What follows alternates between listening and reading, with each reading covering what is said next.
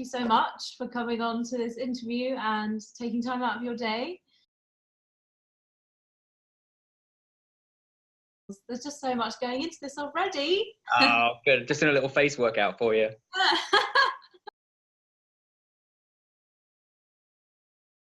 I have so many questions.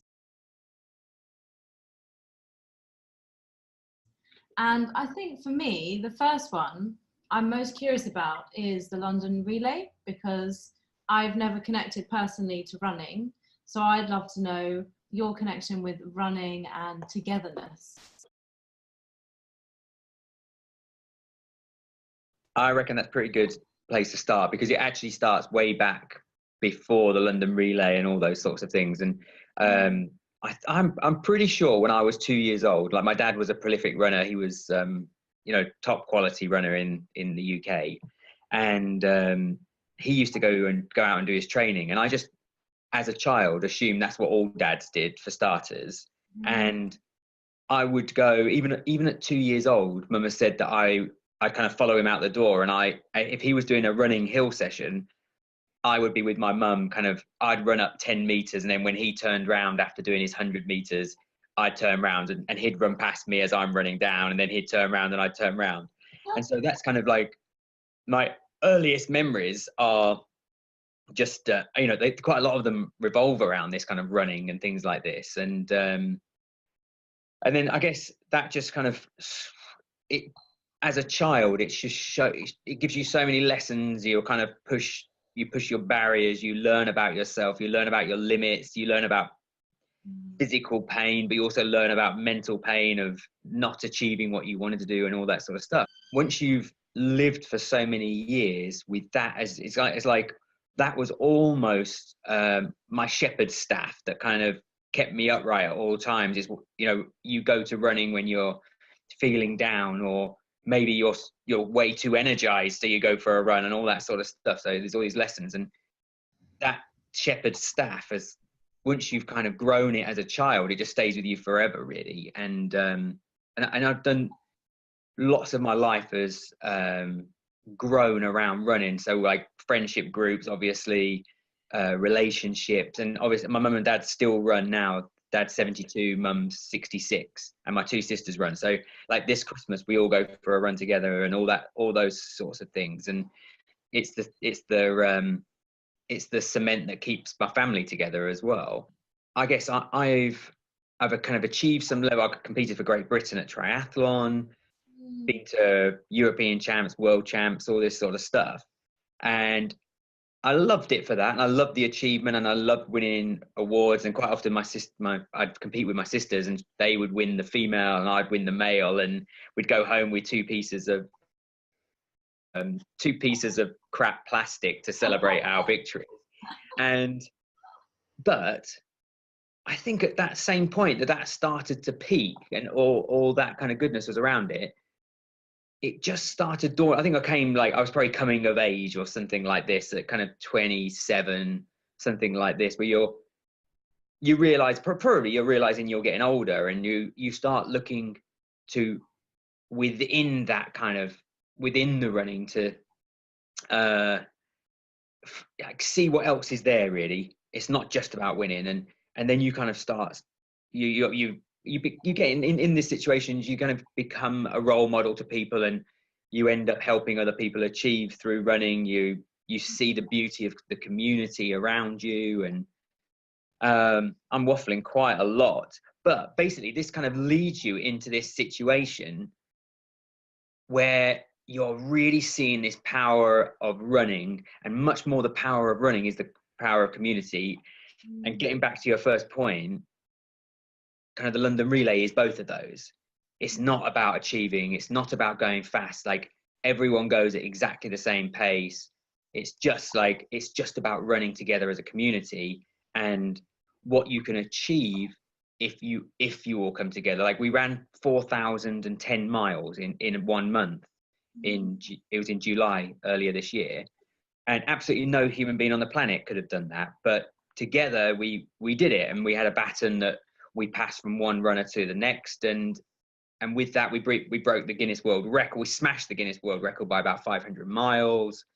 but we raised £50,000 for charity. Wow. And but much more than either of those is this community that comes out of it, and you just see these relationships being born, and people who have not felt, possibly people that have felt lonely or shy, a community around them saying, yes, you can do it. You start seeing that people are achieving things that are way beyond what their expectation was of their own bodies and minds, really. Yes, yeah, definitely.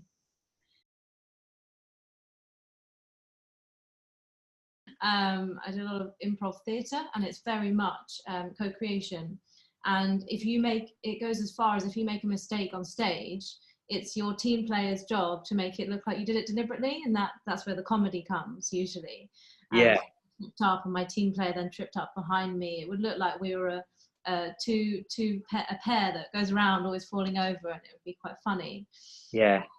My girlfriend does a lot of improv as well, and I've actually done some improv and some musical improv, and I totally agree with you. It's amazing, isn't it, to know that if you muck up, everyone else is going to celebrate it. Yeah. Then it makes you invincible. I can do anything because whatever I do is going to be celebrated by everyone else, basically. Right. And when did that happen in school? Like when you get that red cross on your homework? Yeah. Well, this is, I mean, that's massive. That's been a massive thing for me, is because I'm dyslexic. So at school, my books were just totally full of red pen. I remember I spent ages writing this essay, but I kind of wrote it in the voice of Donald Duck or something, with a kind of whack, whack, whack before every single every word. And so it was probably totally and utterly illegible, and you couldn't read it or anything like this. But to me, I'd put a lot of effort into it, and it was like thrown back in my face of like, this is absolutely useless. What are you thinking of? When really, I think the great thing to do there would be to celebrate the effort I'd put into it. Yeah. And maybe kind of say, potentially leave those bits out because they weren't very, very good later on. But those things shut me down as a child, because my mum used to say I used to write loads before I went to school, and then I started going to school and I just stopped writing because it was quite clear that I wasn't meant for writing. And jumping around in my life, I'm sure we'll get to at some point. I cycled from London to India, 9,000 miles, and wrote a book about that. And that went on to be a bestseller and won awards. And you're in this, which is still blows my mind even now. There's a child within me, that 7-year-old child that had that work thrown back in his face, that says, no, that can't be me. This is like a dream rather than your reality. And yes, I had to employ someone to check all the spellings and make sure my grammar was okay. But there's 1,000 people out there who can do that, but there's only one person that can write my story. So that makes you that value in yourself is far. And it's one of the things I love when if I go to schools giving talks and things like this. I love double downing on this point that it's again the same thing. It's like humans you're capable of much more than you think, and just pursue what you're doing and don't worry about what anyone else is doing. And if you feel it's right, you go for it, and you never know what's going to come of it, really. Yes. Oh, I completely agree. There's so many questions coming up, and I will ask you about the book.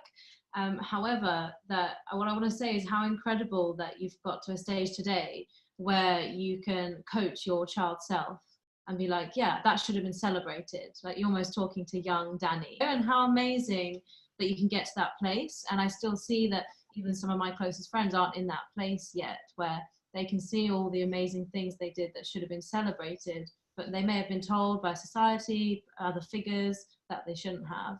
And that's what kind of probes me to ask you, how has this philosophy on togetherness, co-creation in running seeped into your adult life? Without those communities and without the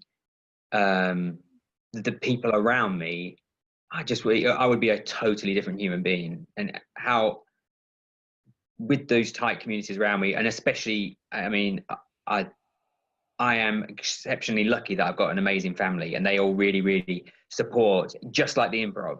They support and celebrate whatever you're doing. Even if it's completely laughable, we'll all be rolling around on the floor laughing at it and all that sort of stuff. So I'm very, very fortunate in that way. But even without them, and with the running communities and the other communities I've been part of, they just make you believe in yourself, believe in your direction, believe in, you know, the power that you can bring to a situation or an event or whatever it is. And without that, none of the, and I've obviously become a kind of preacher of this sort of stuff outside of who I am, kind of thing. And, you know, I've been trying to give other people this crazy, awesome opportunity I had as a child to be supported and loved unconditionally, to other people that potentially haven't had that opportunity. And I always disguise it as fitness or movement or running in one way or another, just because that's what's familiar to me. But I think for you, for example, that could then become just the improv. Like, that's just the facilitator of it. It's just the bowl that you're putting the amazing ingredients in. But lots of people just see it as the bowl, and they talk about the London Relay, like, oh man, that was a crazy, awesome running event, you know. And what they're actually saying is, oh my God, it's so amazing to be part of a community and to be celebrated as myself and to be part of something much bigger than I am. But they just get a little bit blinkered and just see the bowl. But that's totally cool if they want to put it down to the fact that they were involved in a running thing. But really, it's nothing to do with that. It's to do with the community that came around with that and how they connect with people. I love that you spoke about that, and almost how you disguise it in a positive way. So I've thought about this a lot recently, how you can't just run an event or put on a product, this will stop you from being lonely, or this is how you be together, and it can't be so on the nose. And really everything we do is, I love that you used a bowl. It's almost just, it's holding the good feelings that you get out of it. But everything is the disguise. And when you were talking about running with your family, I thought, well, it could have been any sport, right? You just could have been anything.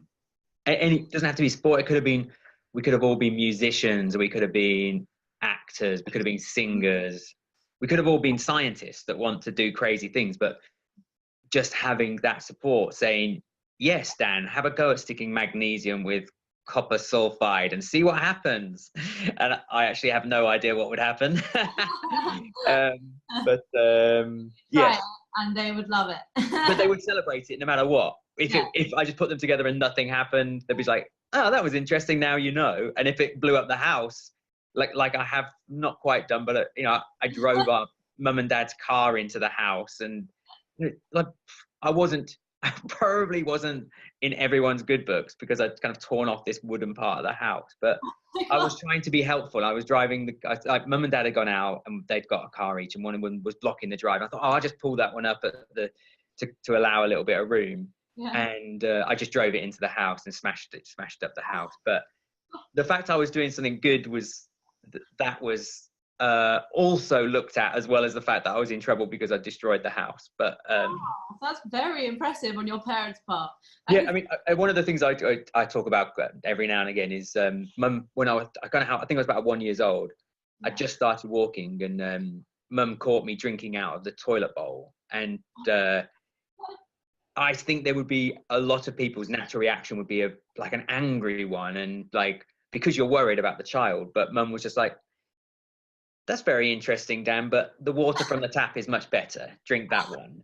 And I always kind of look back on that as a kind of a real idea of what my childhood was like. Yeah. And so, coming back to childhood, I wanted to ask, what did you want to be when you grow up?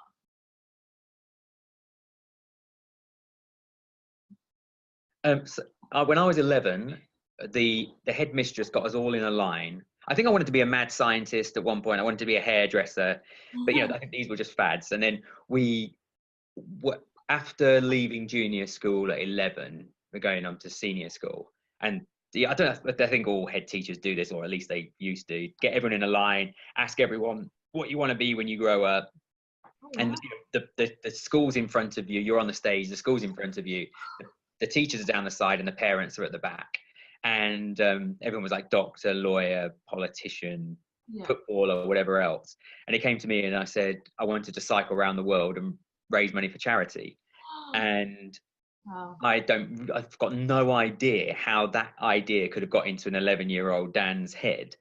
But when I told my mum 19 years later that I was going to cycle to India and raise money for charity, my dad had nightmares and he was in tears at times in his sleep because he thought I was going to die on this trip, probably because I've got a little bit of an old-fashioned idea of what humans are like.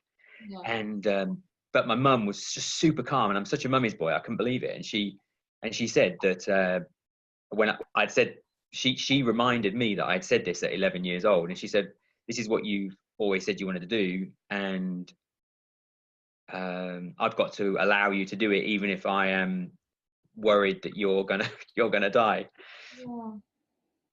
So yes, that's what I wanted. That's what I wanted to do. And I guess I was gonna, after that, my senior school was pretty dry. It was very much like do your maths, English, geography, history, whatever. I remember, and I was fortunate enough to go to uni, came out of uni, and I was just like, what do I do now? Because I've just been spoon fed for the last 21 years in education, especially. And I didn't even know what jobs existed. Mum and dad were both teachers, so I knew teachers existed. And other than that, I was so simple. You know, my idea of the world was so simple that I was like, oh yeah, butcher, supermarket maker, librarian. I just didn't know what options were out there. And I'm 40 this month, and still like there's all these professions that keep jumping out. I'm like, oh my, how on earth do you even find out about these things to even start thinking about becoming one of those people? And that even includes everything from coaching to I don't know, all sorts of things. So a lot of people are creating their own roles these days, creating their own. And well, if you kind of look at what's happening, all the roles that we think exist right now, in 20 years they're not going to exist. So I would, if I had a 21-year-old me now, I would say I would probably say for something creative. I don't really know. I mean, they kind of say that accountants, lorry drivers, bus drivers, lawyers, they're always going to be a computer at some point, and then we're just going to be left with. But then, even then, because I'm so into all this stuff, like what is happening in society and where we're going, and with artificial intelligence, I remember reading about someone that programmed artificial intelligence to create classical music, and it created 200 in a day, 200 masterpieces kind of thing. And people who were into classical music couldn't distinguish that from Bach or Beethoven or a whole series of those. And so AI is going to be creative as well as very structured as well. So who knows? I think it's super exciting. We're living in a really exciting, if not a little bit scary, time of human experience. Yes, it's terrifying, but also I wonder if we'd figure out a way to use it in a positive route. I was promoting technology in one of my workshops the other day. I used my phone to set alarms. This is very basic, it's not AI, but I use my phones to set alarms to tell myself good affirmations. So at the moment, it goes off every day at 12 o'clock to say you bring light and love into this world, which I do. Yes, you do. Absolutely. I absolutely agree with your phone. Starting to believe it. And then when I believe it, I switch up and I change it and it tells me something else. That is so lovely. What a great use of tech. Oh, right. Tech's great. As long as you don't pick it up when it goes off and like stop it and go on to Facebook or something like this. You've got to be like, yes, I am. Put it back down again. Yeah. I'm just doing something that's not at all like that. Like I'm just really angry and I'm shouting at my water bottle. Yeah. That would be complete opposite. Very comedic though. Yeah. Keep that in your mind for your improv sketches. Yeah, ready. Yeah. That's not how improv works though, Dan. You can't prepare. Yes, that's true. So yeah, really want to ask about the book. It's called You've Gone Too Far This Time, Sir. The one from That's right. Yeah. And what I was thinking is, so it took you 20 years to make this decision. Then you decided it in a second. Your pupils in your class triggered Yeah. something. And Yeah. I thought, with all these spur of the moment decisions, it take a lot of time and there's a lot of dreams and hopes riding on them. What was the hardest? What was the conflict? What was the hardest decision before you left?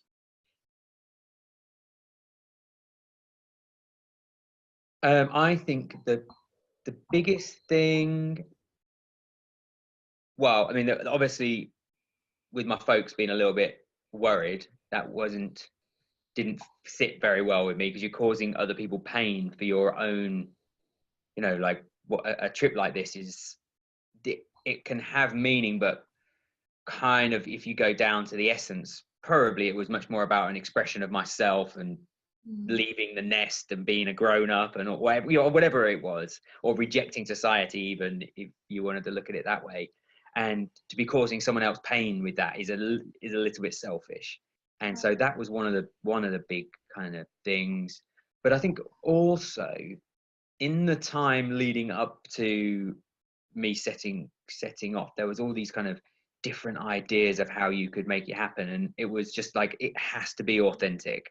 And if I don't want to be just doing something for the sake of it, and I think that goes across all of my life, just doing things just for the sake of it just doesn't feel right. But when you connect with the authentic self, and you're like, this is like, and it may be kind of mumbo jumbo, but it just feels like you're moving in the direction that you were born to, or that the universe wants you to move in. That feeling there is such a high that you kind of crave it more and more. And it could just be as simple as that, and it's craving this high, but inside it, the real core thing is just, it's like everything has to be authentic.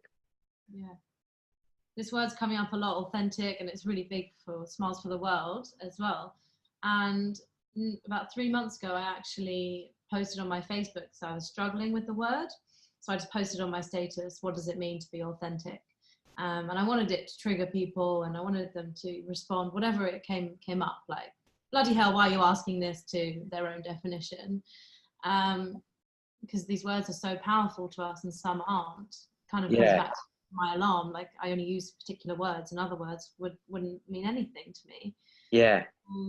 What do you think of when you think of authentic?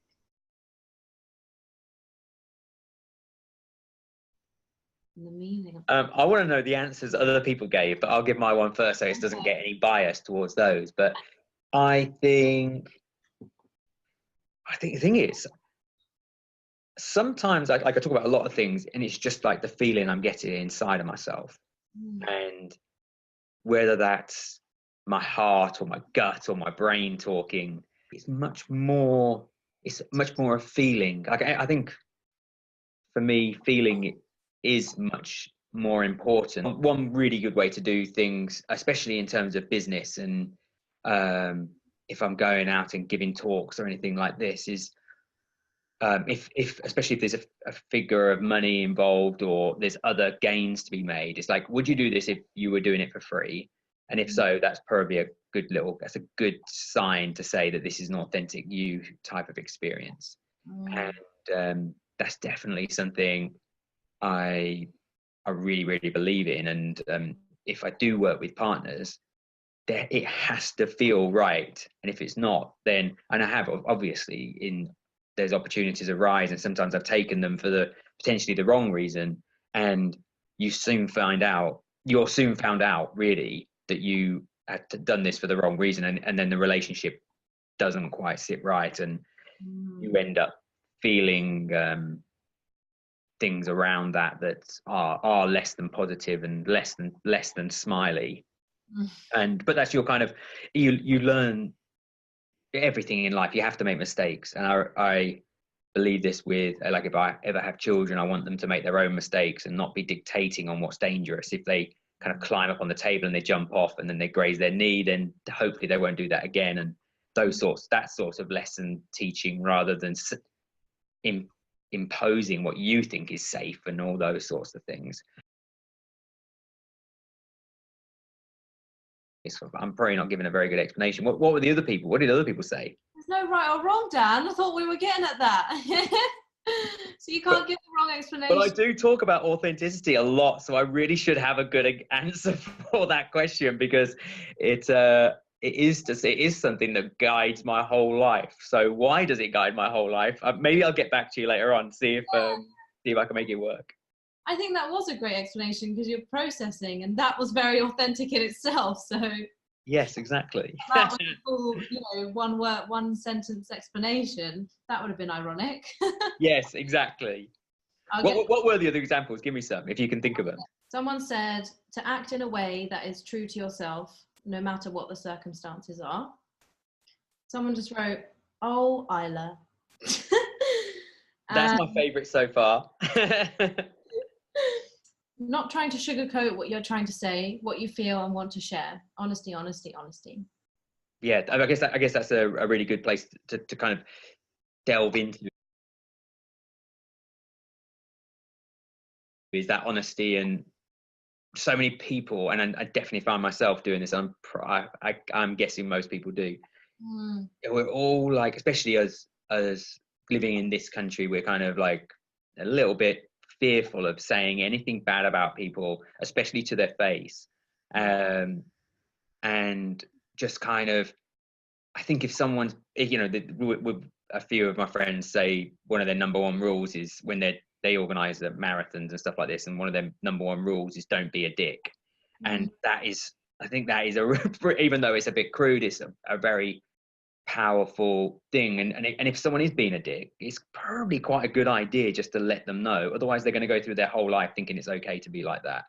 And probably doesn't put too many smiles on faces though. So well, I think it does in the long run. I think it brings a lot of clarity to people. So yeah, I agree with your friends and this approach, because I try to take this approach in everyday life. If very simple things, someone calls me and asks to go for lunch and it doesn't feel right because I've got some work on, or I'd actually rather see someone else, or I'm focusing on myself, whatever it may be, I'd rather just tell them what that other thing is that's going on with me. And then they'd just get to know me better, and they'll know when we can next meet, and it would feel more aligned. And I feel like in the future, they'd be happier for it. Yeah, I think that is such a great way to kind of have trained your mind to be, because it's to say no to someone, you're kind of like, we're all feel like we're the center of the universe. And if you say to me, do you want to go for breakfast tomorrow? Like, you think that by saying no, you're going to break the other person's spirit, heart, whatever it is.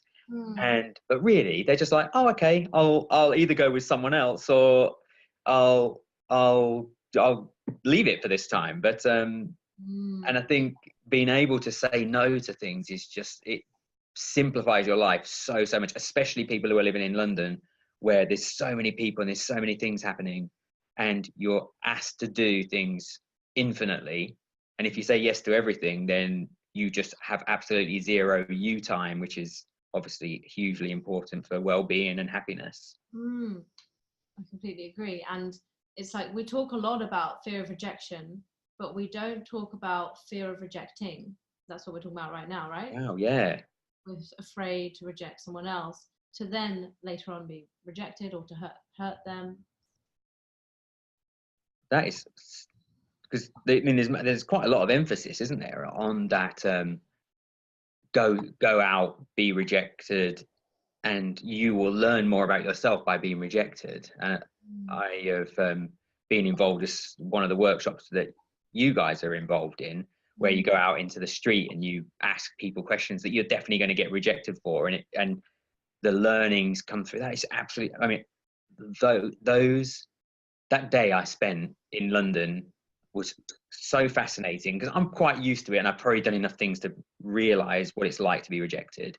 But other people that were involved, for them, it was a brand new experience, and getting rejected made them feel so, being rejected and no one falling over dead or whatever it is, made those people absolutely glow by the end of it. And it was it was an honor to be in their presence, to see this huge change in their life. And I'm sure you go back to normal way, but do these things enough and then your life changes for good. I completely agree. I remember when I did some of those challenges, I asked people if I could have £50. And one of the best answers, most people just like, no, get away. And one of the best ones was, oh, sorry, I don't have my card on me. Like, as if I had a card machine. I was going to be like, here. It was brilliant. Do you remember what challenges you did that day? Well, these ones were they're all different types of things. I think we were going to do we did a workout in public, and that's what I do with Project Awesome, all these sorts of stuff. That's what we do all the time. Yeah. But for some people, they were very, very nervous. We had to persuade them. I was kind of part of the cheer squad to get them to get involved. But when they just got down there, they did some push-ups. They had to take their cap off first because they were doing push-ups. Took their cap off, left it on the floor. They were doing some push-ups, and then they were doing some squats or something ridiculous like this. Yeah. And it was in the middle of Trafalgar Square, and some tourists came over and put money in the hat. And you're just like, boom, this is such an amazing lesson. Like, not only are people not laughing at you or taking the mickey out of you or, collapsing in ridiculousness, they're actually paying money into a hat so you continue. Absolutely amazing. I loved that moment so much. And also it was like going up to people and saying, would you like to go on a date with me, or whatever it was. And even if they were with their other like the same sex people, different sexes, and even if they're with their partners, and just because that way you're going to get a rejection. Yes. Yeah, very interesting. I love that stuff. What came up for you? What was the scariest thing that came up for you? The thing that got me was when we turned up at, because I was with Nadia, and I met up with her, and I was kind of there to support her and find out what she was up to. Yeah. And when we got there, and the people that arrived were very, very shy, awkward people. Obviously, because this is what the whole thing is geared towards. It's completely changing that. And my most awkward moment was being comfortable, being on this course with people who are, the fact that I'm there doesn't mean that I'm awkward or shy or whatever it is, but I had to deal with my own, like, oh, I'm not awkward or shy. And that was my most awkward moment. And then as soon as I got over that and we just started chatting normally with everyone, that was gone. And then it was just like, let's entertain ourselves in the streets. It was amazing. Yeah. It's funny how our egos put us in these labels of I'm shy, or I'm confident, extroverted, I'm authentic. And then if we're put in that group that maybe isn't deemed to be that, our ego's like, no, you don't belong in this group. Go to another group where you belong. Like if I'm in one of these groups where people are play acting and it doesn't feel like it's authentic to me, I go I'm quite a chatterbox normally, but if I get in one of these groups, I absolutely go silent. Wow. And I was on a TV show for some of the fittest and toughest people in the UK, and everyone was like play acting to the camera, trying to get camera time, trying to show themselves as the alpha male, alpha females, whatever it was. And I just went absolutely silent. And actually, very naturally, I'm probably one of the loudest people out of everyone there. But I was just like, whoa, this is weird. I'm just going to step back. I'm just going to watch. And obviously, and I think this probably happens on every TV show where there's an elimination thing. The people that put the most bravado in and who weren't authentic to themselves were the first people to be off the show. Wow. And it was probably the 5 most authentic people that were left there at the end, and and then the 3 most at the very end, I guess. Yeah. And how far did you get? I got to there was 3 of us made it right to the finish line, and So I was one of those three. Nice, like it. It was brutal though. It was a hard time. Much harder than anything I've ever experienced in my life.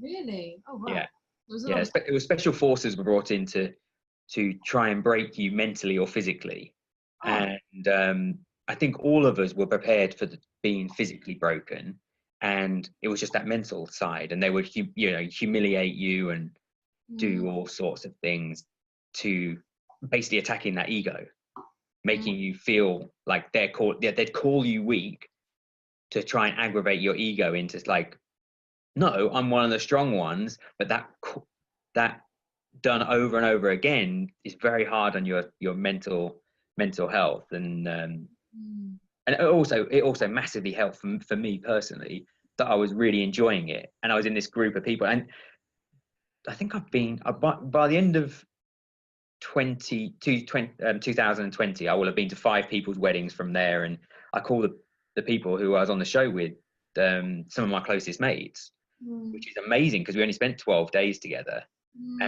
but it shows you what happens in these. I've just been reading a book about tribes, and lots of people after the Second World War, if they were asked like, would you prefer to be now or back at war, and they were saying I prefer to be back at war.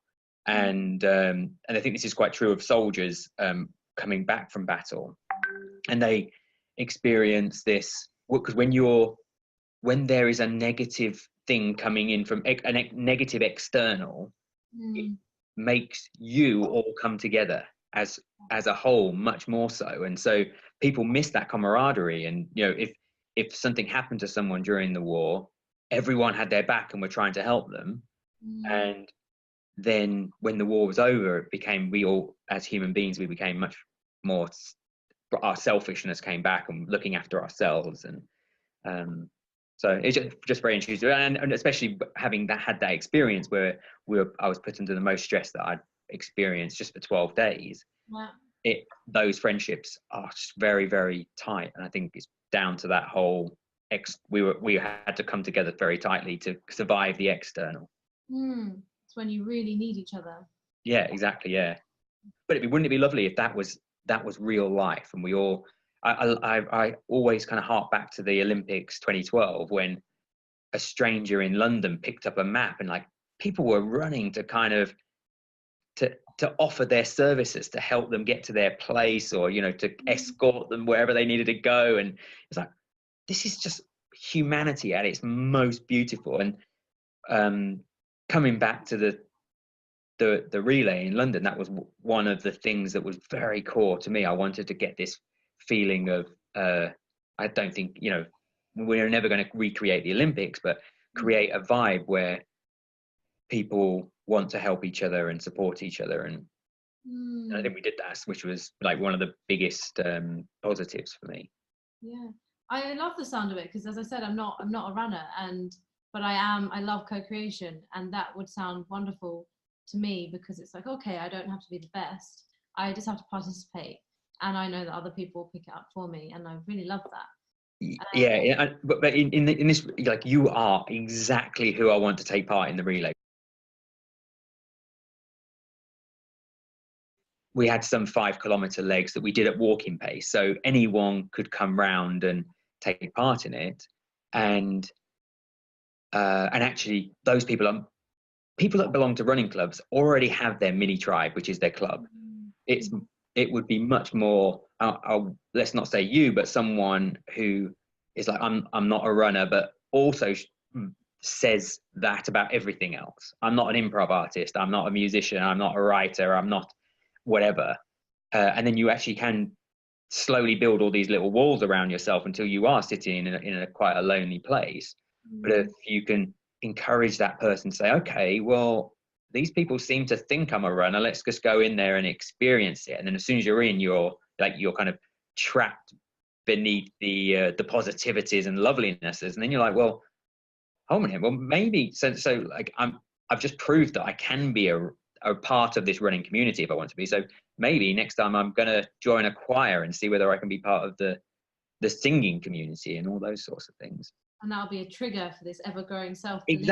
Exactly. And then that one, I actually give these talks, and one of the things I talk about is just stepping beyond your barriers and your fears.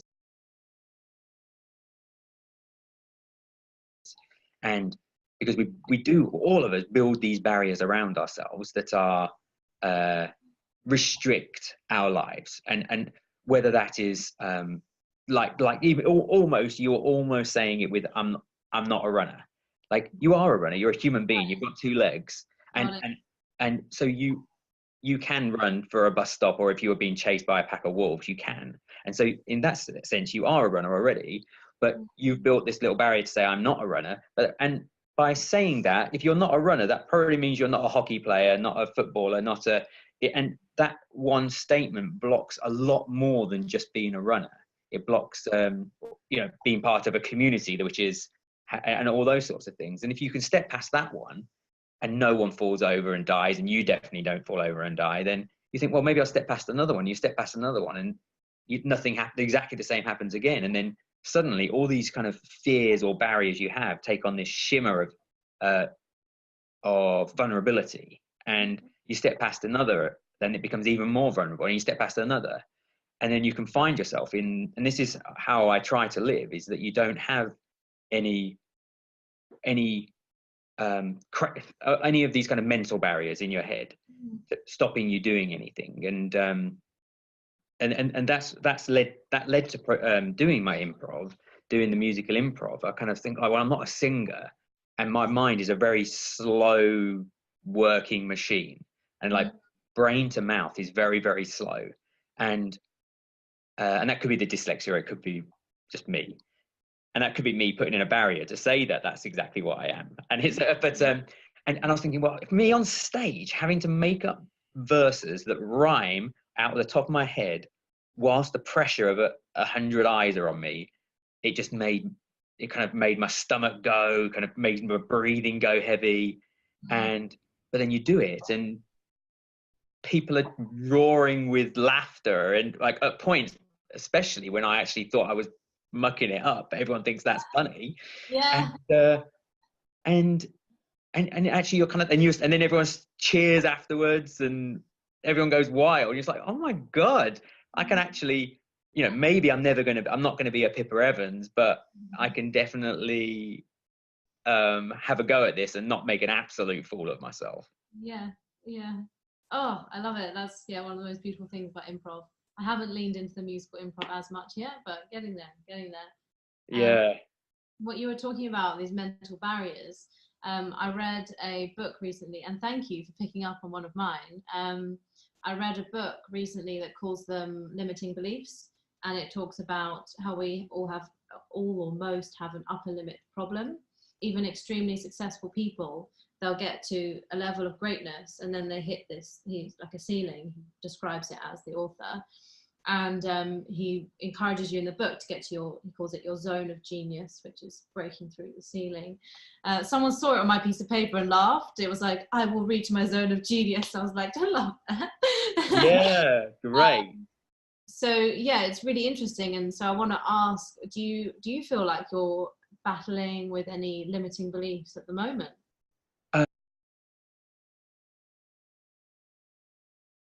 Possibly in a different respect, because I don't really feel like I have these. This is one of my greatest skills, is these barriers don't exist very, very much. And I do think, I think one of the things is it's not just me. I think humans are just capable of so much greatness. And so if I have an idea, I'm like, this is going, it's not like I think this can happen. It's like, this is going to happen. And I will make it happen. And the more of those you do, the more you do one thing. It's the same, isn't it, as all the other things? Like, you do one thing and it works, you're kind of like, wow, let's double up and see whether you can push that. And then you kind of again and again and again. But sometimes I would say that could be a negative for my personality type, in that you feel that everything is possible. And if everything is possible, you kind of get option paralysis sometimes, or you take on too much, one of the two, and you kind of paralyze yourself through trying to to do a bazillion things all at once. But in that same respect, like for the relay in June next year, the London Relay, we're repeating it, and we're doing it in Boston and Sydney as well, so that people will be all running all over the world at the same time. And I have this kind of block, this ceiling, which is probably pretty low, on where I think my ability to get corporates to support us. And so in some respect, I do go out to those people that feel authentic and feel really, really good. But I probably don't reach out to anyone. I don't give anyone else a chance to come in with an authentic kind of idea and say this, because I kind of feel like it's almost like I'm not going to get that level of sponsorship. So why even bother trying? Right. Which is a very anti-Dan thing to think. But I think it's probably when it's just me, and I just think it's just something I've got to achieve or help, it only needs me to make it happen, then I can be very, very positive and really I can be very, there's no limit. But as soon as you bring other people into it, other people that are not in your control, because with the relays and things, I know that all those people that are taking part are going to achieve something beyond their expectation when they get involved. So it's those people that aren't under my control or under my voice that I find it hard to get beyond that limit. And it's so good even to talk about these things, because this is obviously, it's New Year, we're kind of going out now and we're hitting things hard, and it's kind of like, why are you not doing this? Let's just go for it and just see what happens. Because at the worst, you've just wasted a few days sending emails and creating documents, and 3 days worth of wasted work is absolutely worth getting one response that is, we want to support you and get more people involved and make more magic happen. And it's all learning. As you send out all those emails, you're learning how you got that one response. Yeah, exactly. So is that belief is it for you, if I approach a corporate, they won't be as authentic? And if so, what's to say you can't inspire them to be authentic?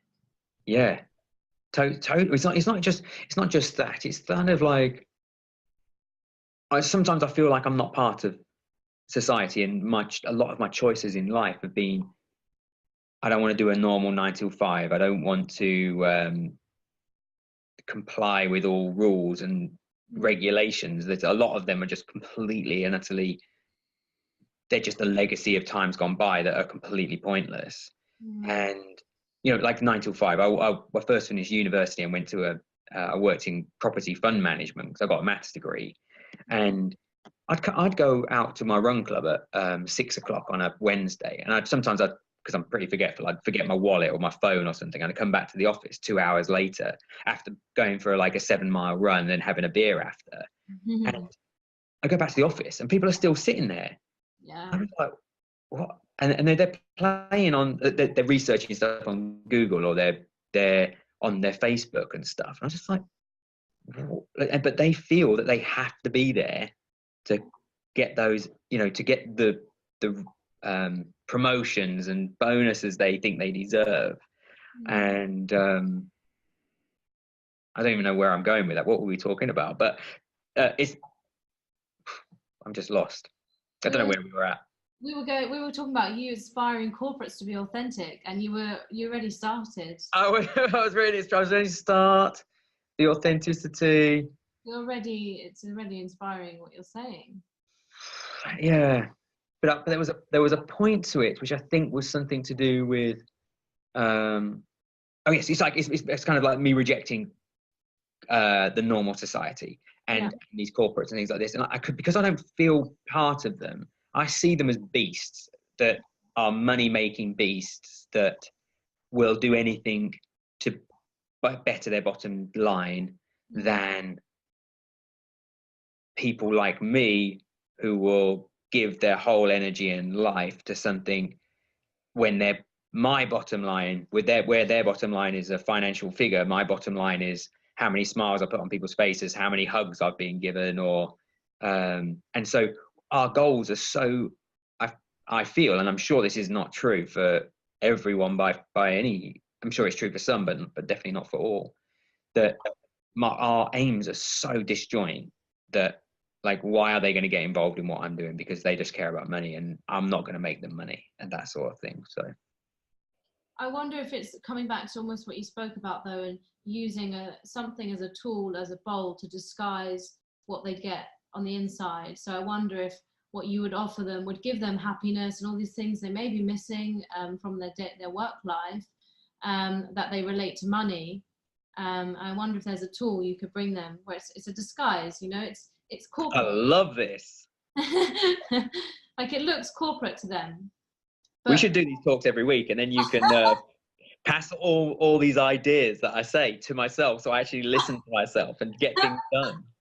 Just be a sounding board. Yeah, really good. I love it.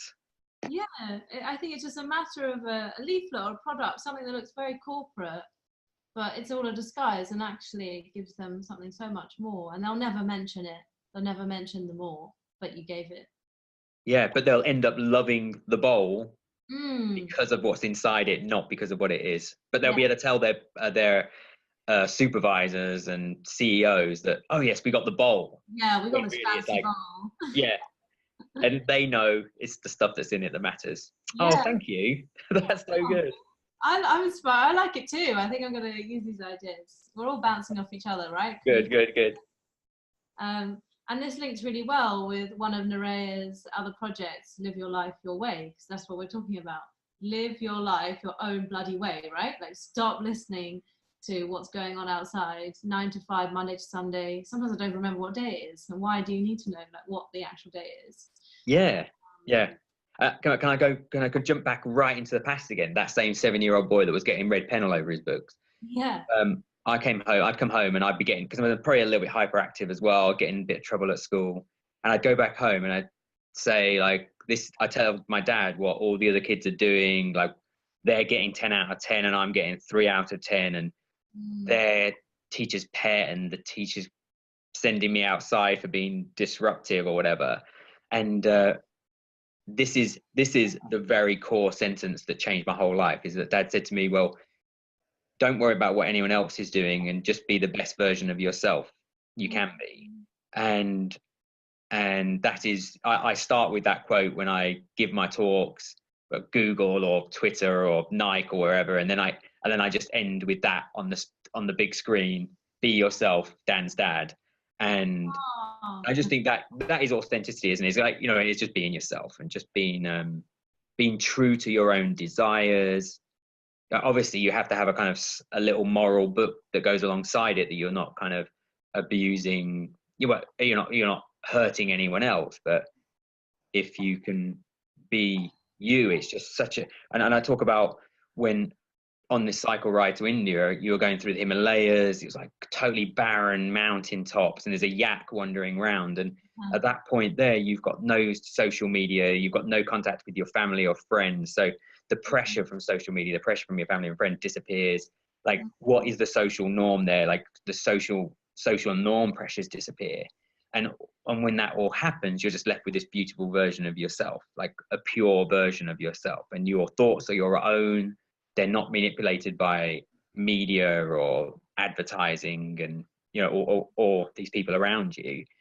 And that is definitely one of those kind of, I talk about these lessons, and it's one of the lessons I find hardest to bring back, simply because there are infinite messages going on social media. As you walk down the street, you're getting messages, and all that sort of stuff. And it's, I do try and do a little bit of meditation, but it kind of comes in pods where I'll do it every day for a period, and then I just leave it, and I haven't been doing it for a while. But and definitely my running and, you know, things like rock climbing and stuff, you kind of, if you're not concentrating, you're going to bump into something, or you're going to fall over, or you're going to fall off a wall, much worse. And so I do get those kind of real clear moments then of pureness of yourself. But bringing that back to the modern world is much, much harder than any of the other lessons I would say I've learned along the way. it seems you're getting close, you'll keep defining the authenticity as well as we go on, which is really great to see. This is basically an hour about how I describe my authenticity. We should probably title the video on that. Yeah. I love what your dad said to you, and how inspiring for you, not just for others, but for you to start your talks like that. It's like a boost before you start the talk. And it's a great tie-in with Smiles for the World, because it really encapsulates, you're just passing on a smile. That's all you need to do. And I know these social challenges are really good and practicing your conversational skills, but I love the bare bones of just passing a smile as this overarching language for everyone that they can understand. And I think it comes back to that. You can just be yourself when you pass that smile. There's nothing else to think about. It's very simple. Yeah. So what are your thoughts on the Smiles for the World initiative at the moment? Well, can I give you some stories? Yeah, love stories. So one of the times I was away, I was in the Ukraine. This is on just a little traveling trip, and I was just walking down the road, and someone jumped out and they put a AK-47 against my forehead to stop me. It's shouting really aggressive Russian, and obviously very, very, very agitated, and I couldn't understand a word he was saying, and I don't think he could understand me. And this gives you a real insight into how my mind works, and that even as we speak now, I can feel it. It's there. And so through my head, I'm thinking, I'm going to die. How are we going to get my body home to my family? And then there's this one little part in my mind that thought, this is going to make an awesome blog post. And that thought, that like tiny percent of my brain that gave way to that thought, just made me smile. And when I smiled, the guy, that just reflected in his face straight away. He put the gun down, made me sit on the curb, and pulled out a bottle of vodka, gave me a glass, and then made me drink vodka with him until I was passed out on the street. And I kind of think if you'd had a kind of army behind the corner just protecting me, or I had a can of mace in my pocket, or a gun, or whatever it is, there was nothing that would have disarmed that guy as quickly as my smile did. And that is a real beautiful thing. And like jumping straight from there into normal everyday life with smiles, like like I know because you're smiling all the time, but when you smile at someone, like on the tube, for example, that not everyone responds with a smile, but quite a lot of people respond with a smile, and then by them smiling just makes you smile even more deeply. And so when you give your smile, you're actually not, you're just like, you give something that's scores a 5 out of 10, they respond with a 5 out of 10 that actually gives you a 10 out of 10 smile. And that's that sort of stuff. And also, like, around helping people, if you can do things that you don't have to smile to put a smile on someone's face, you can just hold the door open and surprise someone with the greatness of humanity. But by them smiling, it reflects onto your face, into your heart, and you get that warm glow of goodness that kind of soaks into all of you, and just exactly gives you that little shiver that makes your computer wobble. And then you are in a position where you're just but you can also do the same. You can choose to scowl and have that scowl live within your body. And like, a scowl is not a comfortable thing to have living inside you. A smile is just so much more radiant and wonderful. And I just think we all do have a choice. We're all just human beings that are like electrical waves going off in our brain. And so we can make that choice. And I know for some people it's harder, and like things have not been as easy for everyone, but choosing that way of life just makes your life so much more wonderful. And there we go. That's what I think about Smiles of the World. Yes, and have you passed any of the cards around yet? I don't know if you've seen. Well, when Nerea started coming to Project Awesome, I got some from her then, and we just kind of, I think we left them on benches and all sorts of things, and just kind of giving them to people, and there they are. There they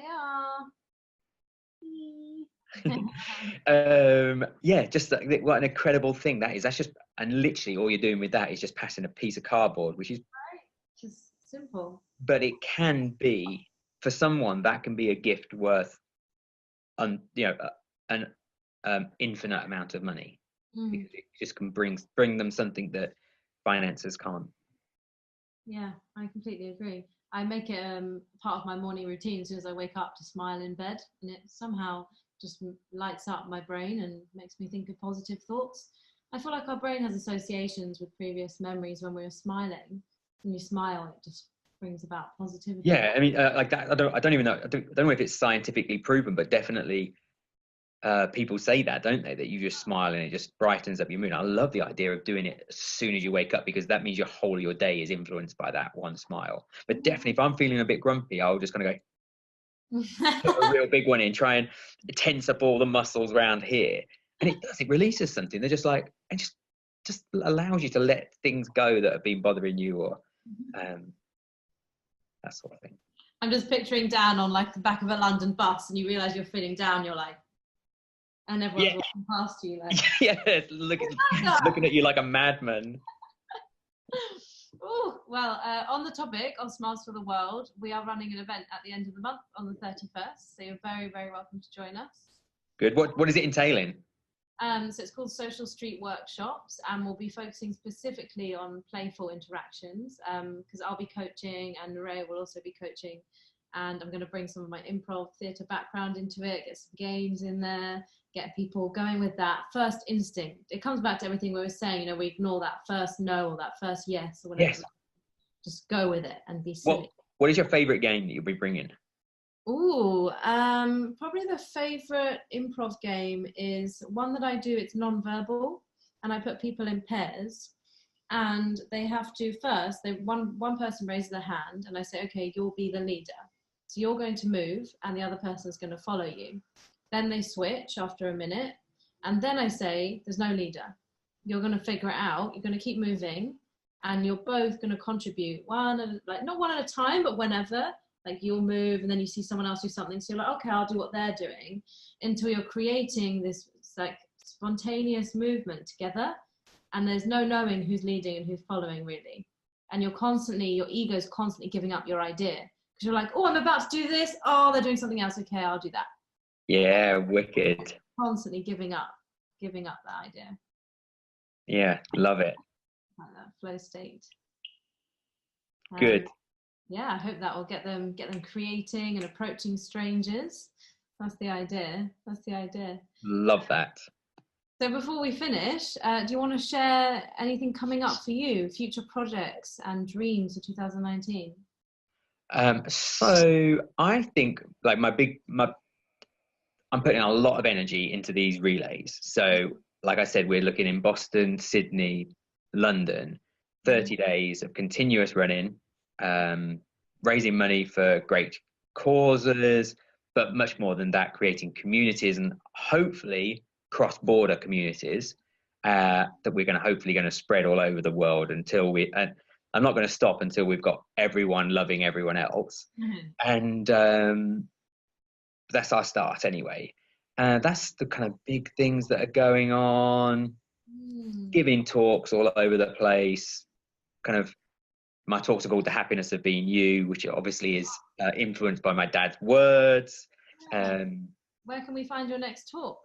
Well, they're normally privately booked for companies, but do always talk about getting them going just for the public. But it's just a bit more effort it's a bit like that kind of choosing. You got to choose the things that you're involved in rather than saying yes to everything. Yeah. And that hasn't become one of those priorities as yet. Of course, yeah, I understand. How do we get involved with London Relay?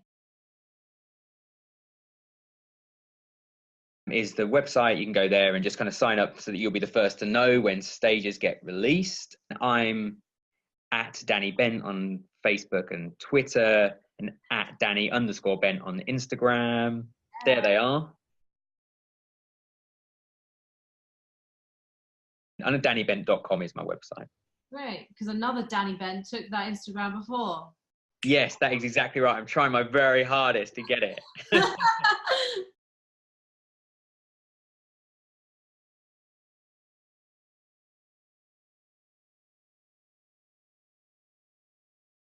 Really, it's such an amazing this community, that the London Relay, there's Project Awesome, which is my free fitness movement.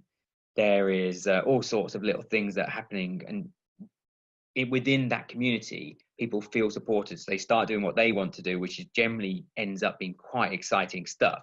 And people that kind of join the community end up doing, and you join in for this one moment, and then that becomes infinitely permeable, or whatever it is, into the rest of your life. Oh, amazing. Thank you. I've learned so much from chatting. Me too. I really enjoyed You've been great. I'm looking forward to sharing this with the Smiles for the World community and beyond, so we can inspire other people to live life their way, right? Yeah, exactly. Live life your way, be yourself, all those sorts of greatnesses. Yes. You know what? My face hurts from all the smiling. Oh, Oh, does it?